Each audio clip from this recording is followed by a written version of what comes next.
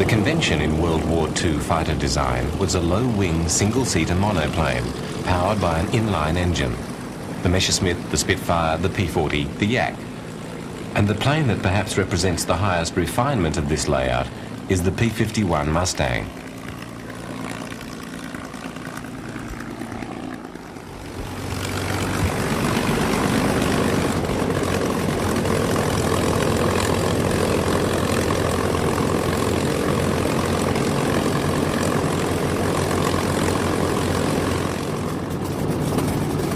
It was a plane that, far from being a radical design innovation, was very much a homogenization of the conventional wisdom of fighter aircraft into one of the last and perhaps the greatest of mass-produced piston-engined fighters.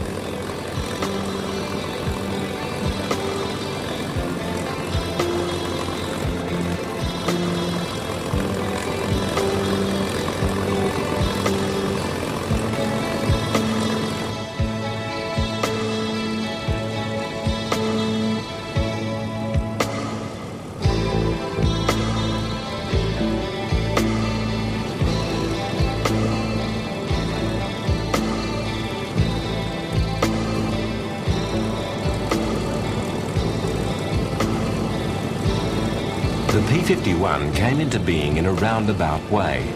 The plane was designed to meet a British order as the United Kingdom scrambled almost too late to equip itself for the war that had engulfed Europe. The British wanted to buy the Curtiss P-40, but Curtiss were flat out keeping up with the demand for their plane and were unable to supply them fast enough for the UK's need. The British Purchasing Commission therefore looked about for someone else to build the Curtiss fighters for them.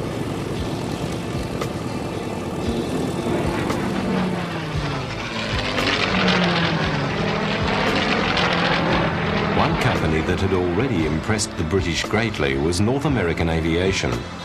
In 1938, the UK had placed orders with that company for its AT-6 Harvard trainers. The company was a newcomer to aircraft manufacture, having first committed itself to the field in 1934. The Harvard, its first major sales success, was a well-designed conventional plane, and the British were very favourably impressed by it. What had impressed them even more was the quality of its manufacture.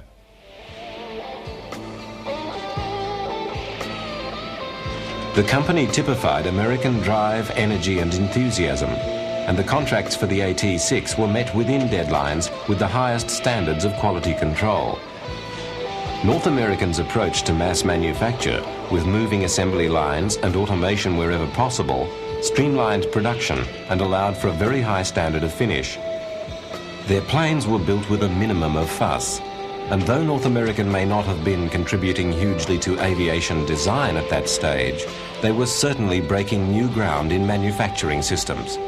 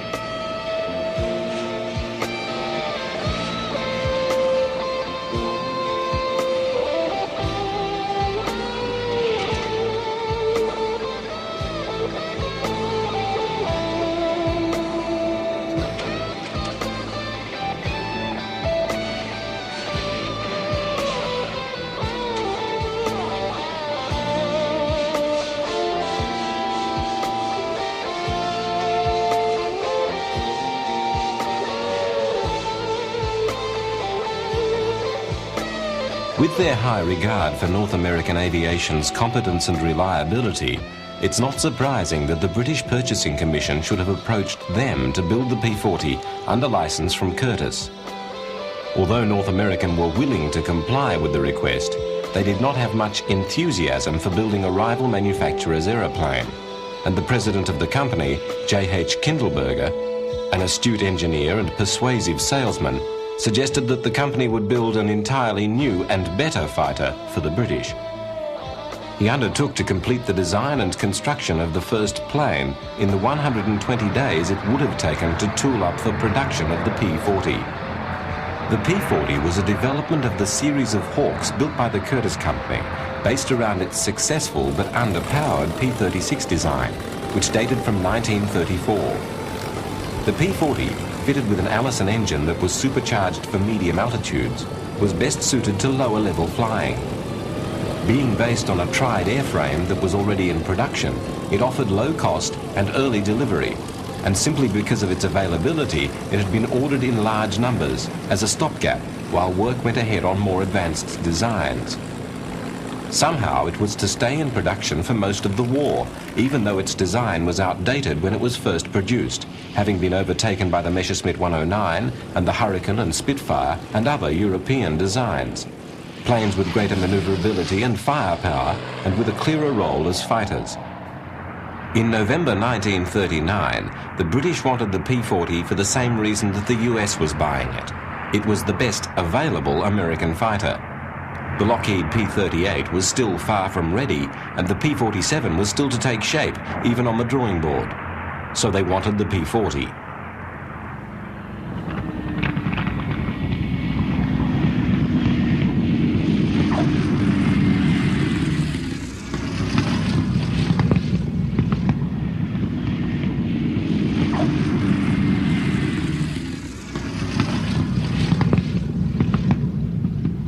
As North American's NA-73X was developed, the British gave every sign of being delighted.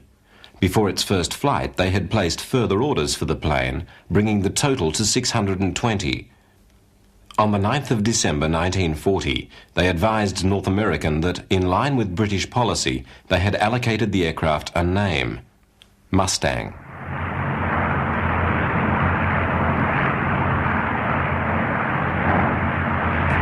The prototype had been ready in 102 days, but then waited for its engine, which was 20 days late. Even so, it was completed just 2 days outside the set 120 days. The team, led by engineer Raymond Rice and designer Edgar Schmood, had performed a remarkable feat, and the success of the design that they had produced was, in retrospect, to make the achievement almost unbelievable.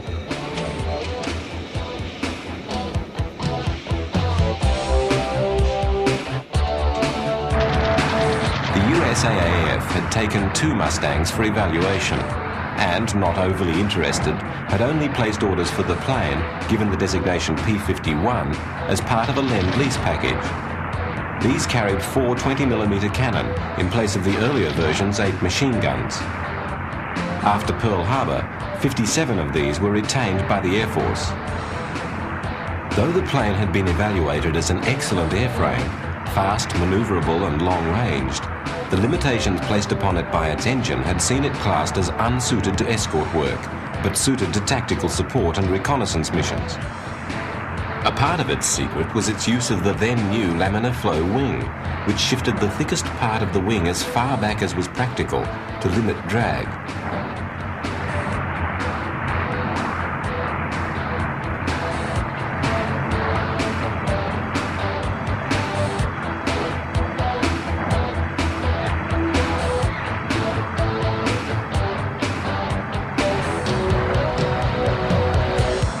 The Air Force had no funding for additional fighters, and with the assessment that the impressive new Mustangs were suited to low-level activities, they placed an order for 500 of the planes as dive bombers, given the designation A-36 Apache. The A-36 stuck to the variant, but they were universally known as Mustangs. With the low-level restriction of the Allison engine, these were to be the epitome of the mark, purposely equipped as tactical support planes, aerial artillery. Seen here in desert condition training in the US, the A-36s were to see considerable service. They ended the war with a record of delivering more bombs per sortie than any other USAAF fighter bomber.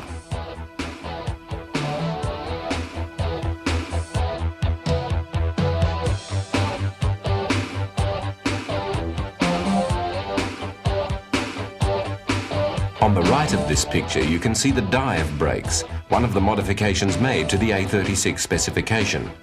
The armament had reverted to 6 wing-mounted machine guns, and the plane had wing hardpoints for 2 500-pound bombs.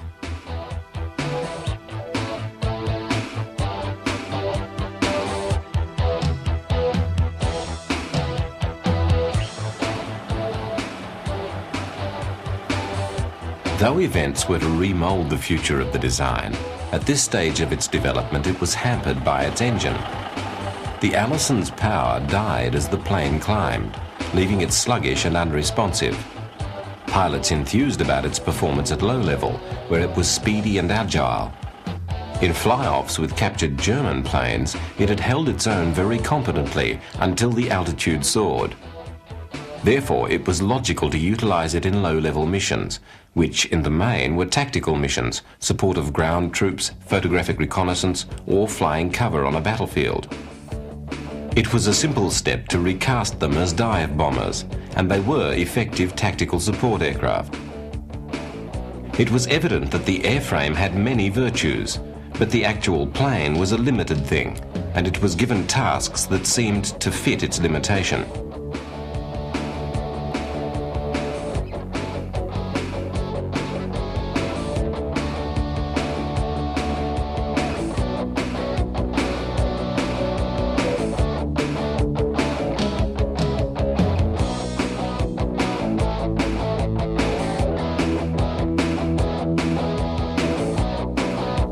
In combat, though effective, the Mustangs were to prove vulnerable. They could be brought down by a very minor hit from any weapon because of their water cooling, radiators and other ducting. The radial-engined fighters like the P-47 were better suited to low-level work in that they were very hard to bring down with light ground fire. As dive bombers, the Mustangs were not a success.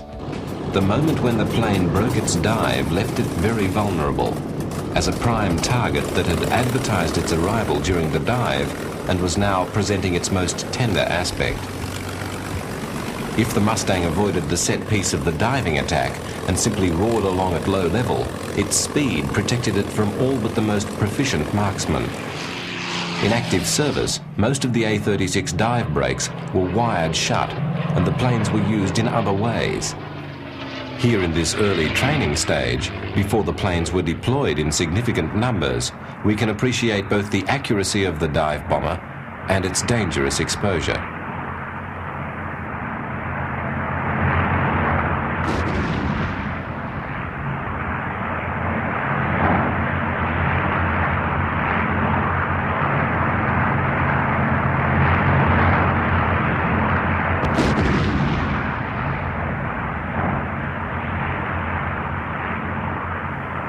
In active service, the A-36s and other Allison Mustangs used in low-level missions were powerful weapons. A squadron of Mustangs made a very effective punch as airborne artillery. In addition to the 500 dive bombers, 1,083 of the Allison-powered Mustangs were made, all being best used in low-level roles.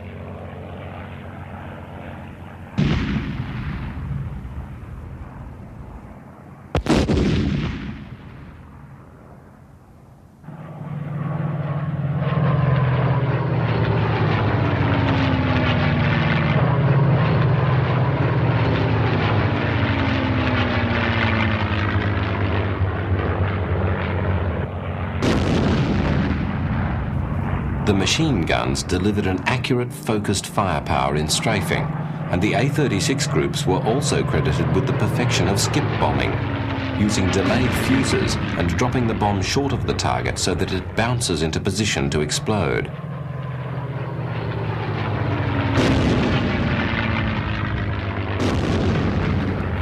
In some ways, the early Allison-engined Mustangs, including the A-36, have been overlooked because of their shortcomings and because of what the design went on to achieve once their vices had been eliminated. However, the worth of the work of the photographic planes should not be belittled, and, as here in India, in several important campaigns of the war, the A-36s were critical factors in the successful pursuit of Allied victory.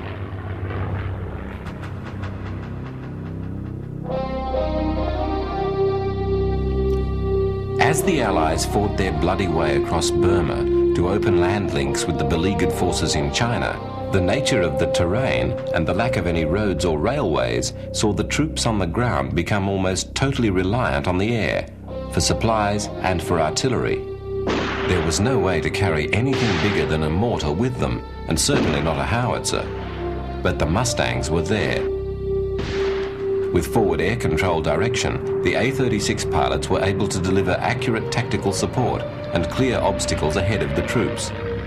Their constant harassment kept the enemy unbalanced and undermined the worth of the continuing establishment of strong points along their lines of retreat.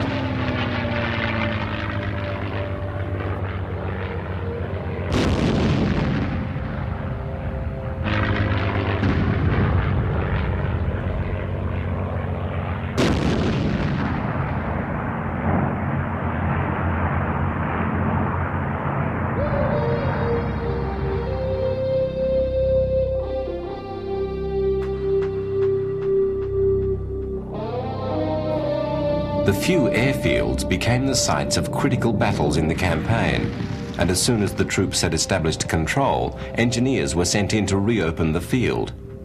To fly in tractors and other vehicles, the dangerous and wasteful gliders were used, and runways were hurriedly repaired so that the transport planes could be landed safely.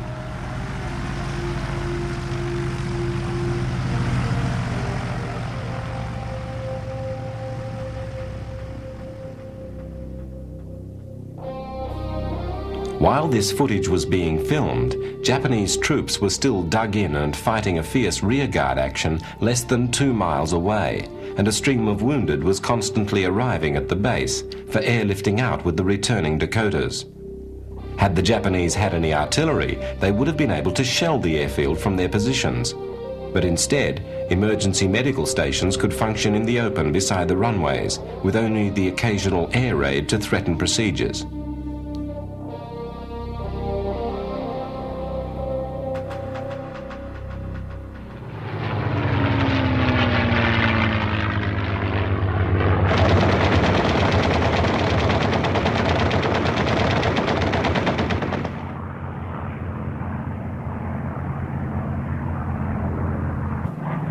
With the economic might of the Allies and their material resources, the damage from a raid like this figured little in the overall scheme of things. The situation on the ground was far more affected during the monsoons, the wet season. Then, with floods on every river, the losses of supplies were enormous. The road that was being pushed through the jungle in the wake of the advancing infantry became impassable, and the airfields became unmaintainable. During the monsoons, on both sides, things ground to a halt in the mud, in conditions so bad that even the legendary C-47s found themselves unable to operate.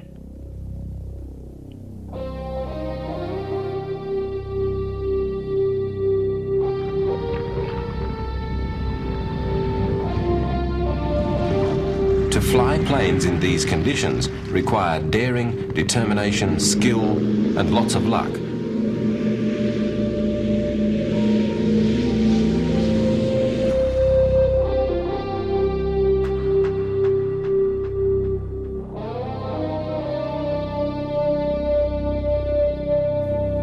The Allison-engined Mustangs, for all their limitations, were regarded by their pilots with great affection, and so long as they were used within their restrictions, they were very able. They were also a pleasure to fly, responsive and urgent but very controllable and well behaved. Reports on the plane from 1941 on had constantly enthused about its performance when its engine was delivering adequate power. And in retrospect, it seems inevitable that the virtues of the airframe would suggest to someone that the plane be given a better engine. The engine that was eventually suggested in mid-1942 was the Rolls-Royce Merlin, the same engine as the illustrious Spitfire.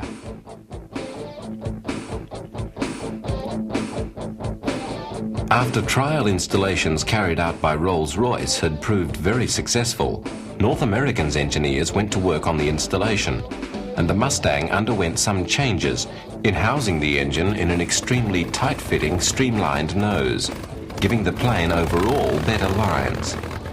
The propeller now had 4 broad blades to turn the power into thrust in the thin air of higher altitudes. The carburetor inlet above the engine had been repositioned below the propeller. The fuselage had been strengthened, and there had been refinements to the radiator and its ducting. The new plane proved a very different proposition to the earlier models.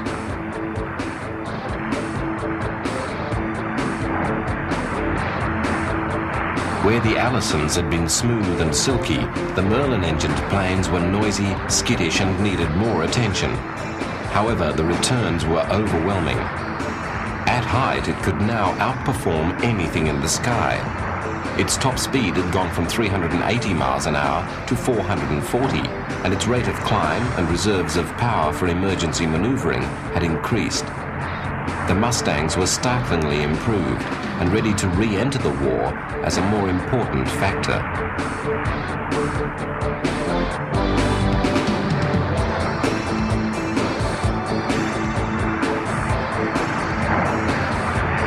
Testing of the new planes, though thorough, was quickly completed. And with a new factory in Dallas adding its output to the Inglewood plant, in 1943, Mustangs were pouring onto the battlefield in great numbers. The output from the two plants were given different numbers, planes from Inglewood being P-51Bs, and the identical product from the Dallas plant becoming P-51Cs. The Mustangs had always had large fuel capacity, and the combination of this capacity and their miserly demand for fuel, half that of either the P-38 or the P-47, meant that the P-51 had a marked advantage in range. As the British too were to appreciate, combining this economy with their new power and high-level ability, they were the obvious choice for the role of escort to the massed bombers operating against Germany.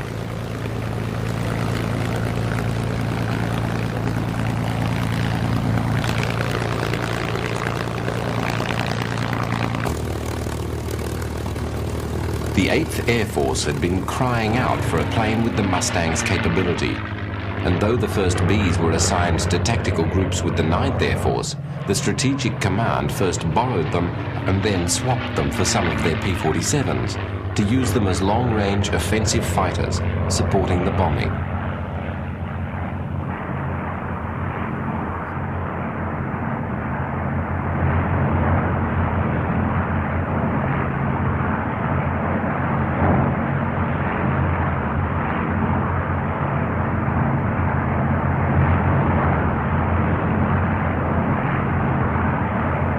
The Mustangs had found their element, and with wing tanks providing extra fuel, they roamed the sky over Europe, increasingly not simply supporting the bombers, but seeking combat with the Luftwaffe.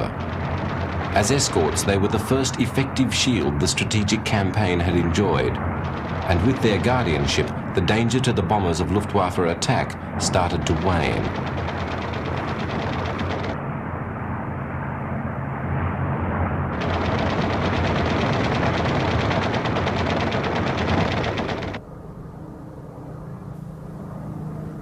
As their numbers increased, there was now no doubt about their role in the European theatre. There was simply no better escort fighter anywhere at the time, and their greater availability was paralleled by an increasing dominance of the air over Europe by the Allied air forces. The Luftwaffe's pilots were used to enjoying at least parity with the opposing fighters, if not overwhelming advantages. Against the Mustang, they were not matched, but bettered. From bases throughout Europe, the Mustangs held increasing sway over the air war. One of the units flying the Mustang was the all-Negro 322nd Fighter Group, which operated from Italy and was involved in several of the war's most famous missions, including the attacks on the Romanian oil fields around Ploiești. Working in fairly basic conditions from temporary fields, groups like these put in their contribution with dedication and effectiveness.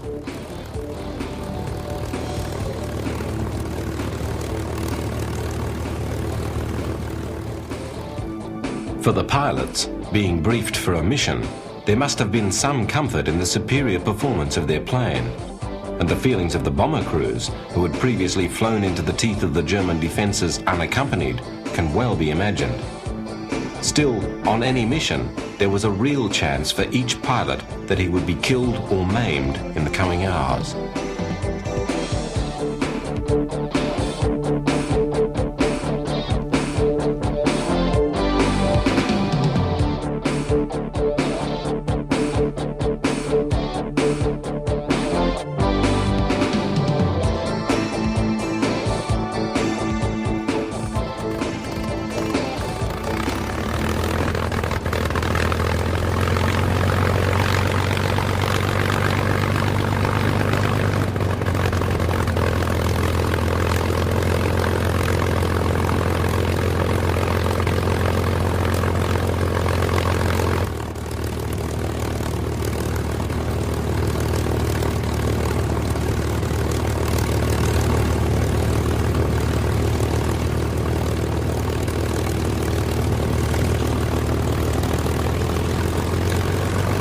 The impact of the Mustangs on the campaign in Germany is reflected in the comment of Goering at Nuremberg, that when he looked into the skies over Berlin and saw Allied fighters shepherding the bombers to their deadly work, he knew that Germany had lost the war. The planes he was referring to were Mustangs.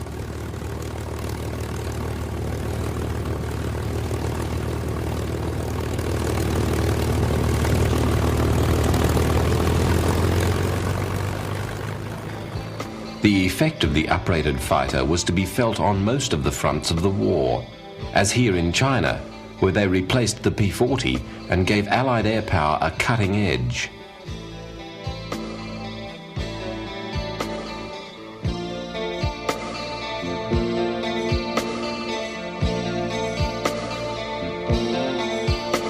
Once again, operating from primitive bases, this time at the end of a supply line of almost bizarre complexity, the Mustang's range and power were used to quickly establish air superiority against the outmoded and outclassed enemy equipment.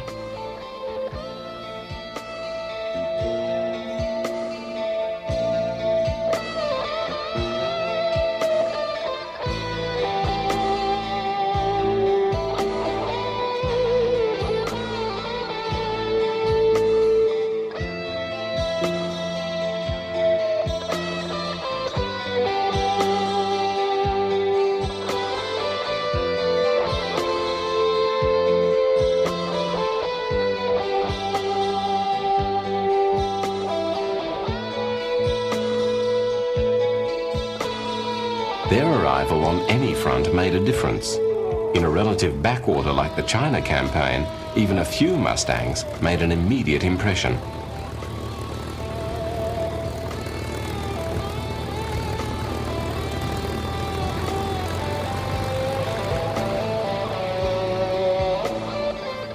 They operated beside the tired P-40s of the nationalist Chinese, the planes that had equipped the famous American volunteer squadron, the Flying Tigers.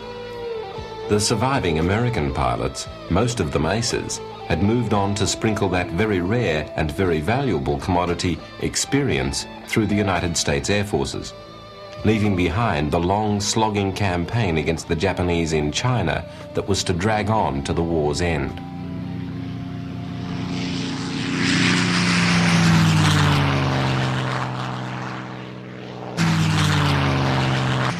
The 356th Fighter Squadron, flying from England, became the home of Major James Howard, one of the Flying Tiger aces, whose Japanese victories were painted onto his distinctively marked plane upon arrival in Europe. He became famous for his exploits on the 11th of January 1944, when he took on 40 German planes, mostly Messerschmitt 110s, that had managed to mount an attack on a group of B-17s. This, his gun camera footage from that dogfight, shows his targets as he continued to attack the overwhelmingly superior number of enemies until assistance arrived. He was involved in the little battle for 30 minutes and was credited with 3 definite and 3 probable victories in the encounter.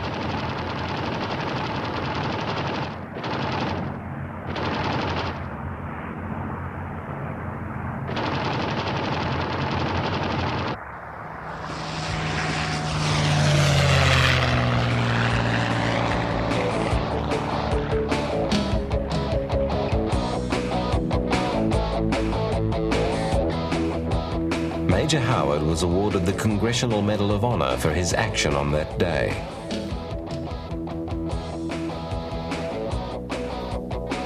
Among the few criticisms the RAF had made of the Mustang was a dual complaint about the canopy. It didn't allow the pilot to look behind him, and a tall pilot was very uncomfortably cramped against the roof of the cockpit. Robert Malcolm was requested to come up with a remedy for these problems, and the resulting modification was not only included in production B and C models, but retrofitted to many planes in the field. A single-piece bulged hood that slid on runners, it simply and directly approached the concerns as an adaptation of the already existing shape.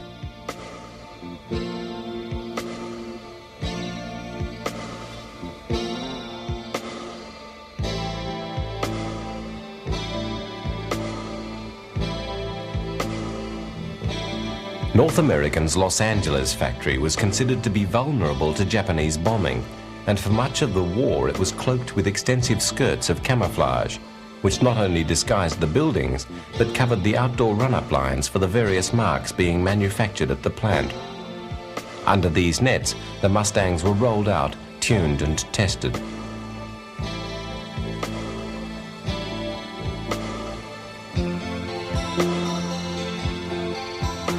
The Inglewood netting was to see the arrival of the next Mustang model, the D, with its teardrop canopy that made the Malcolm-designed hood redundant. This later variant of the D, seen on the Inglewood taxiway, includes the extended tail fin that was added to compensate for the loss of side area caused by the redesign.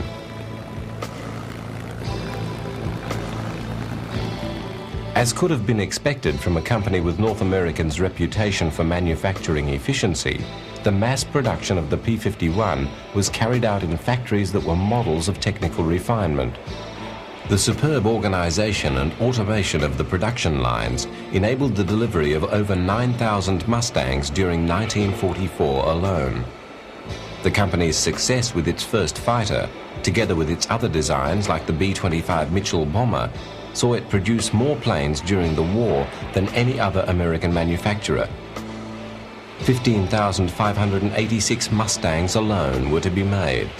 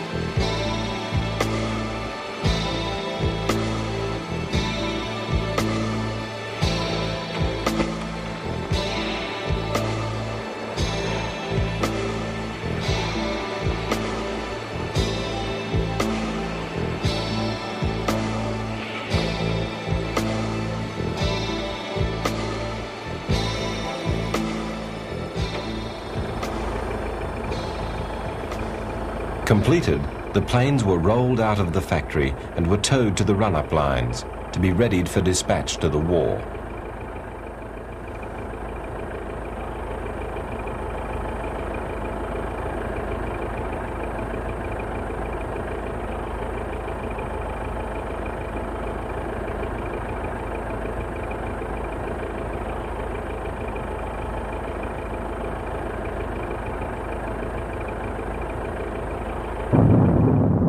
The heavy bombing campaign in Europe continued, and from May 1944, the P-51Ds swarmed into the theatre in large numbers to join the B and C Mustangs that were, to give an indication of their proliferation, already equipping 8 groups of the 8th Air Force operating from Britain. They were the critical edge that supported the Allies' drive for air supremacy and maintained that dominance through to the end of the war in Europe. The Luftwaffe continued to throw its resources against the onslaught. In the face of the continued assault on the German cities and the increasing focus of the attacks onto the aviation industry plants and the fuel and transportation systems, the Nazi air arm had no option but to press its defense to the limit, but at costs in pilots and planes that could not be sustained.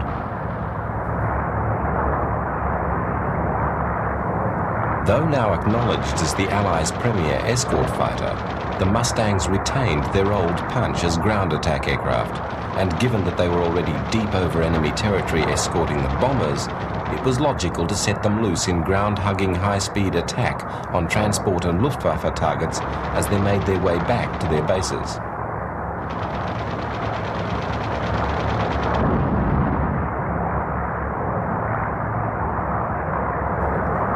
On the 4th of March 1944, for the first time, Mustangs supported the bombers on the 1,100-mile round trip to Berlin. This long-range capability of the Mustangs was, from then on, exploited routinely in penetration missions against the tottering Reich. In their activity in the European theatre, the Mustangs flew 213,873 sorties, with 4,950 German planes claimed as shot down and a further 4,131 destroyed on the ground.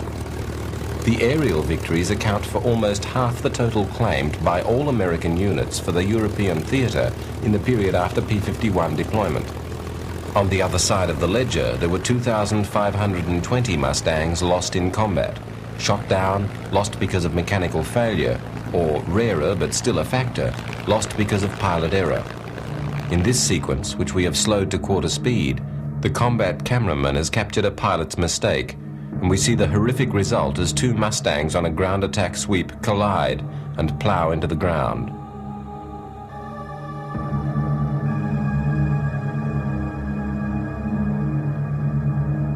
The P-51 outperformed all the piston-engined fighters which the Luftwaffe was able to deploy against it, and was untroubled in maintaining its supremacy in the air until the emergence of the German jet and rocket fighters.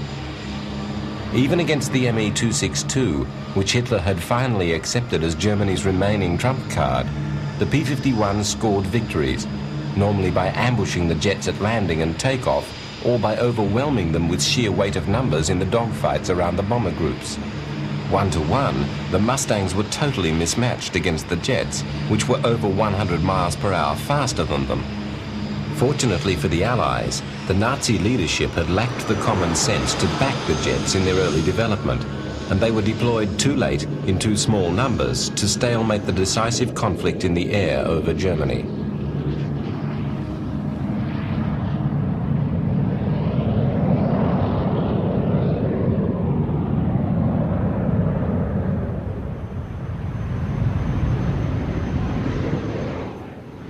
Speedier still, but more eccentric and ultimately of far less use than the 262, was the Me-163 Comet rocket plane, popularly known as the Devil's Sled, which could reach nearly 600 miles per hour. The rockets were deployed at too early a stage of development and were extremely difficult and dangerous planes to fly. They could carry only limited fuel and spent a large part of each flight unpowered, gliding back to base.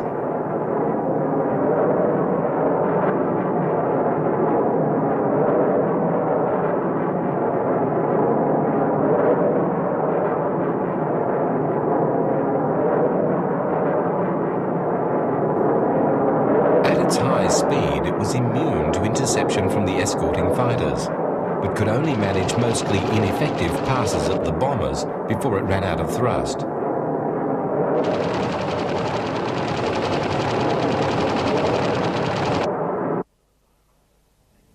For the pilots, taking off on a jettisonable trolley and then landing without power on a skid, the little rockets were a very demanding proposition.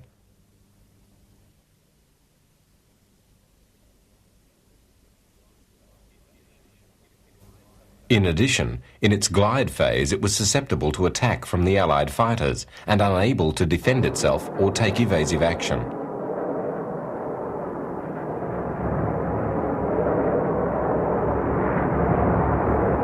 In the war's other major strategic bombing campaign against Japan, the Mustangs again were the first US Air Force fighters over the enemy homeland.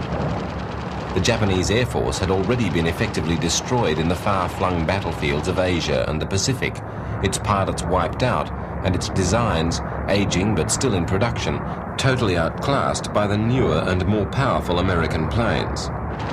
The heyday of the Zeros in the early clashes had been brief, and as the US carriers and Air Force groups received the new marks, the Japanese had quickly lost their ascendancy in the air. With the Mustangs loose from Iwo Jima, there was no destination outside the reach of fully fighter-protected US bomber groups. Within weeks of the 19th of February landings on Iwo Jima, on the 6th of March 1945, strips had been prepared and the Mustangs of the 15th Fighter Group had taken up residence. They were joined on the 15th by the 21st Group. On the 7th of April, they mounted their first major sweep of the Japanese homeland when the 6 squadrons of P-51s escorted B-29s to Nakajima, near Tokyo. The Japanese lost 21 aircraft in attacking the formation and succeeded in downing only 2 Mustangs. No B-29s were affected by the Japanese planes. This set the pattern for what was to follow. A further group was deployed in late April, and by the 22nd of June, the 3 groups had flown 832 missions. The B-29s were flying from the Marianas and had further to go than the P-51s. But even so, the round trip for the fighter pilot was a major endurance test. The flights, which were the longest regular escort missions of the war, lasted nearly 8 hours and were mostly over water. For the first 2 hours of the flight, the pilots had another problem in that the fuel tank added inside the fuselage affected directional stability in flight, and until that tank had been emptied, the pilot needed even more than usual strength and attention to control the plane. The next fuel priority was to get the most out of the drop tanks before they were jettisoned to clear the airframe for action.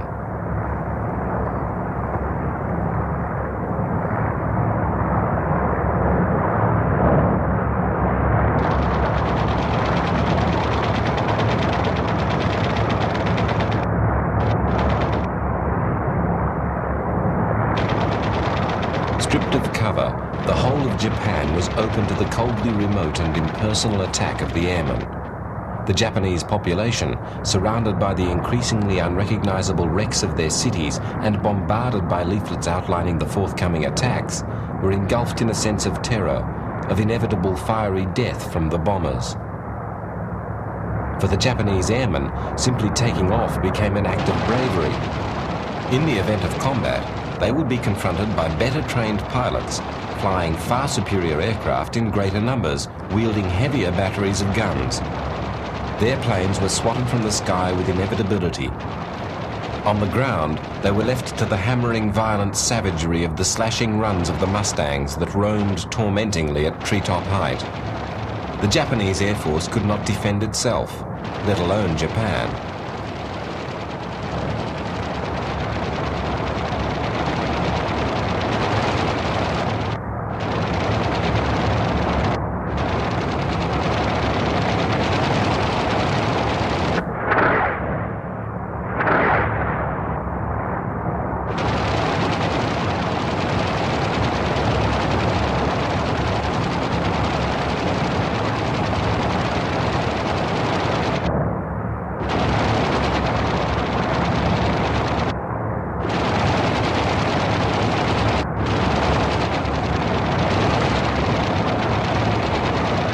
The last months of the war are a testimony to the stubbornness and pride of the Japanese government. The immense bloodshed and destruction wrought in Japan was without sense or need. A more pragmatic regime would have accepted its fate. Doubtless, the Mustang pilots, returning cramped and exhausted to Iwo Jima, would have preferred to have been able to go home. Then, with the atomic attacks, the Japanese finally collapsed and it was over. The P-51s flew their last missions on the 14th of August, the day that Hirohito finally announced acceptance of the Allies' conditions.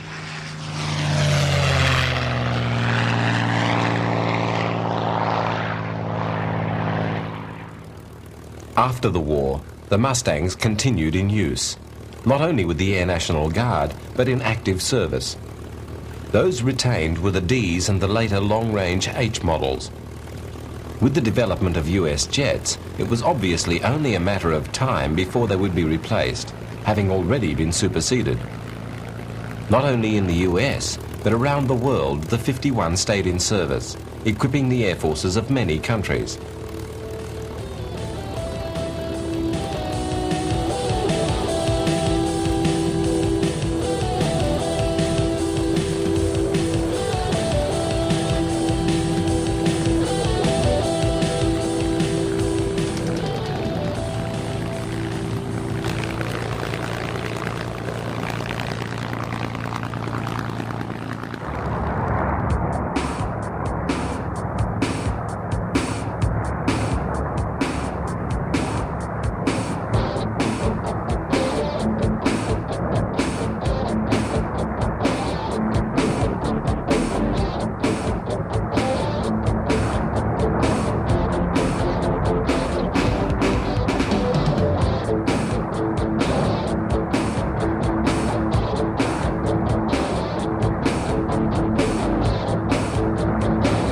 Mustangs were not like most of their fighter contemporaries from the World War to immediately fade from use.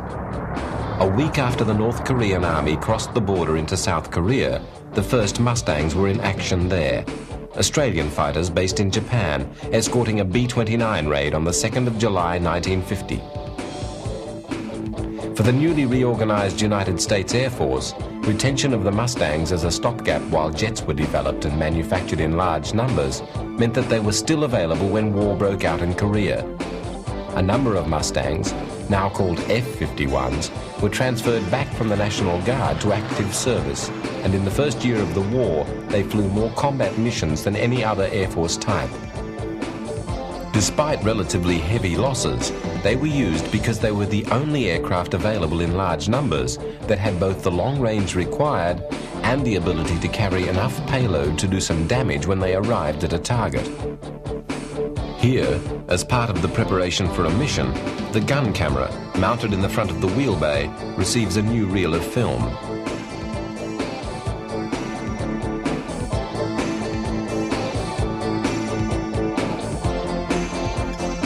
Usually laden with bombs and rockets, they served as ground support, flying over inhospitable mountainous terrain which offered little chance of successful forced landing. And the old vulnerability of liquid-cooled engines to ground fire was re-exhibited. As an example, the South African squadron which flew Mustangs in Korea from November 1950 to January 1953 lost nearly 60 to ground fire. But to round out the picture, it must be added that the unit, despite the cost, was effective and very valuable, flying 10,373 Mustang missions in Korea. The Mustang, outdated and deployed in a mission that made them vulnerable, still was a weapon of great destructive power.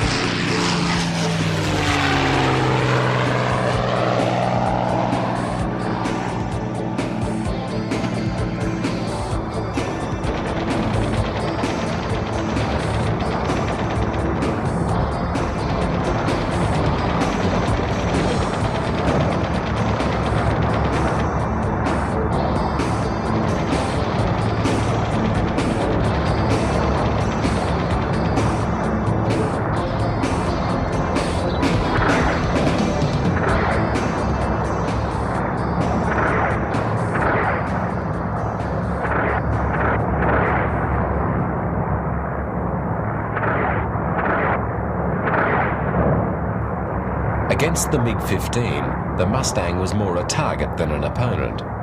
Its days as the world's premier fighter were behind it. However, in the early phases of the war, it was the sustained ferocity of the Mustang fighter bombers that bought time for the 8th Army to dig in around Pusan and finally halt the tide of the initial rush of the North Korean army. The inertia of history may have already run down the technology of the piston-engined fighter, but the Mustang represented the highest point of refinement of that lineage, and there were things a Mustang could do that nothing else in the inventory could. But it did them at a price.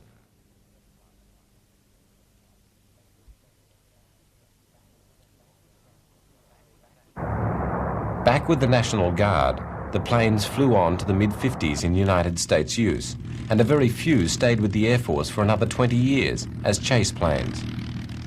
The P-51 scattered all over the world, to China, Australia, where the last Mustangs were made, Sweden, almost all the South American republics, the Caribbean, and elsewhere. They formed the backbone of the infant Israeli Air Force and flew in combat with real effect in large numbers for the last time in the 1956 Desert War. They were still frontline planes in air forces like that of the Dominican Republic and Indonesia into the 70s. In addition, they became the plane of choice for many civil flyers, for acrobatics, racing, or simply for pleasure.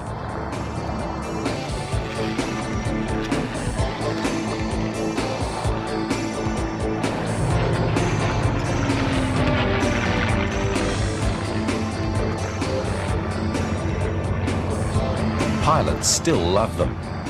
They may have their little vices, like the tugging torque of the propeller that drags at the plane in takeoff, but with their thuggish power coupled to their dependable airframe, they are a totally different breed to other civil planes and retain a mystique that is unmatchable.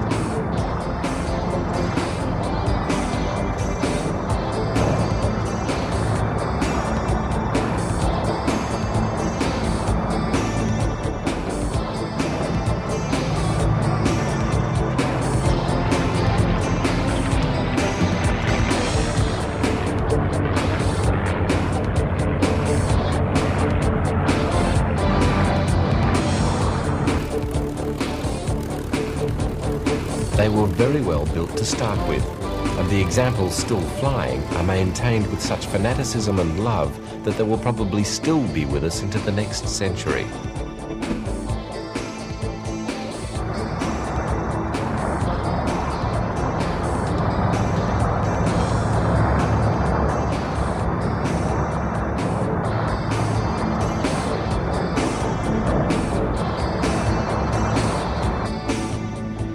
Attempts to describe any particular plane as the greatest fighter of World War II are admittedly always generalizations and of little value.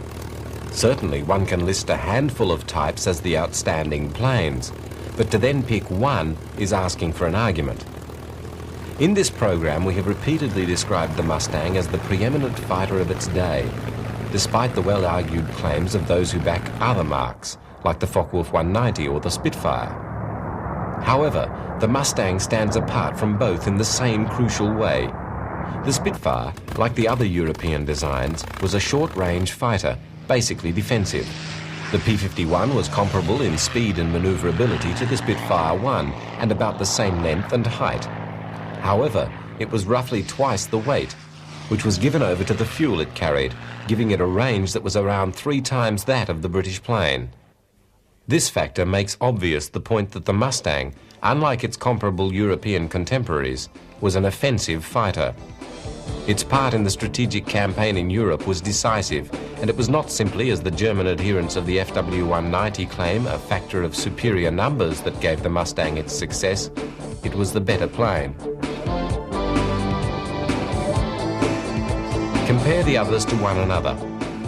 The Mustang stands alone.